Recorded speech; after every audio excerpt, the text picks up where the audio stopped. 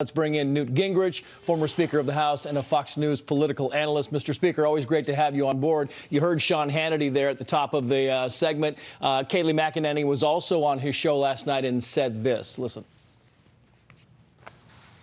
We have affidavits like this, where they actually list out all of the circles are different ballot numbers. They've written the specific ballot number down that was dated January 1st, 1900 for someone who didn't have a birthday. So these are fact-driven. They're real people. Their voices matter, and President Trump will fight for the 74 million plus individuals like that who showed up to vote for him.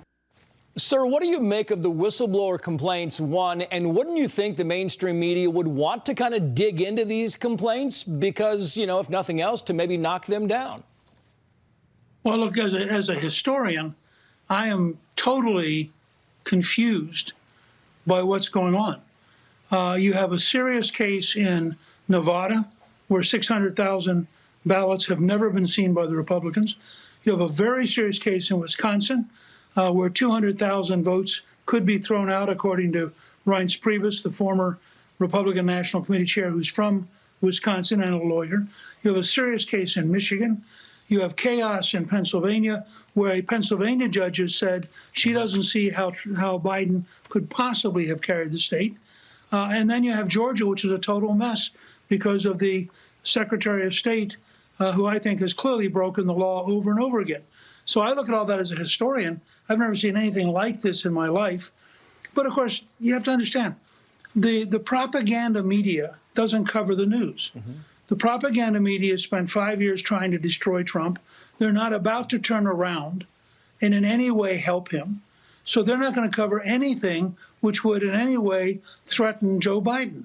That's just a fact. It's where we are as a country.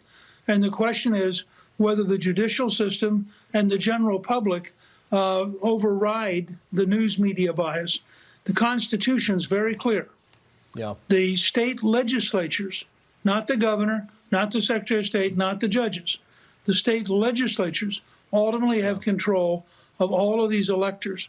And in every one of the states I mentioned, the state legislature could insist on a complete and thorough examination and a complete and thorough count before agreeing to send anybody as an elector. And I'm frankly puzzled by how you could have this many different allegations and not realize that there's something profoundly wrong.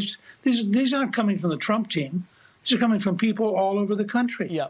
And I think it's important to note, Mr. Speaker, that one thing the media did cover thoroughly was this quote by the Attorney General Bill Barr. He said, quoting, "To date, we have not seen fraud on a scale that could have affected a different outcome in the election." The key phrase there being "to date," because the DOJ came out this morning and said, look, they're still investigating all of this stuff. This was just kind of a midstream thing that the Attorney General was saying. But there was a lot of play like, see, even the Attorney General has knocked all this stuff down, which he has not. Oh, yeah.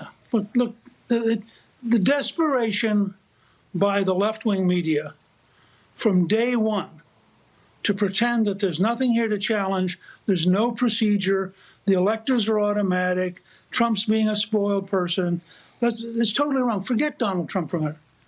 Every American deserves to know that this is an honest election. Every American deserves to know that their vote counted and wasn't either stolen or submerged by stolen votes. And so from the standpoint of the American people, we ought to insist on getting to the bottom of this. And I think it's very troubling how widespread the corruption is, how deep the commitment is to cover it up. And yet, day by day, more people show up. I mean, we learn every single day new things about how bad it is. And Georgia is just as bad as the rest of them. I just learned this morning these various ballot boxes that the Secretary of State has been distributing have no record of when the ballots were taken out, who took them out, how they were handled. I mean, this stuff is an invitation to theft. And it's appalling to me to have a Republican Secretary of State like Raffensperger, who is clearly so thoroughly intimidated by Stacey Abrams, that the things he's doing guarantee the easiness of stealing an election.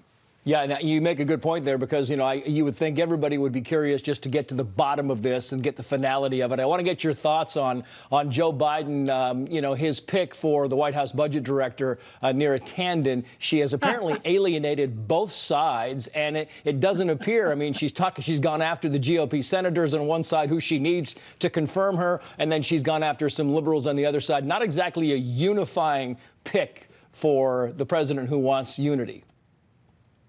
Well, I mean, I think Biden is about to discover how much harder it is to be president than it was to be vice president. In an ideal world, because he wants to be an insider, he wants to be a unifier. He's not like Trump. He's not coming from the outside. He's coming from having been in Washington since 1972. You would have thought they would have run the traps. They would have called a bunch of people. They would have found out whether or not Neera Tanden was acceptable. And I think it's a pretty dangerous sign if this is the future of the Biden administration, that they can't do the basic blocking and tackling that you've got to do. But so far what he's done is basically brought back, it's like watching the Blues Brothers. I mean, he's bringing back the Obama band. And, you know, the insiders, lobbyists, all the people that the country rebelled against in 2016 are becoming part of the Biden administration. Yep. We're going to talk more about this later. Former Speaker, good of you, sir. Thank you for coming on. Good. Thanks.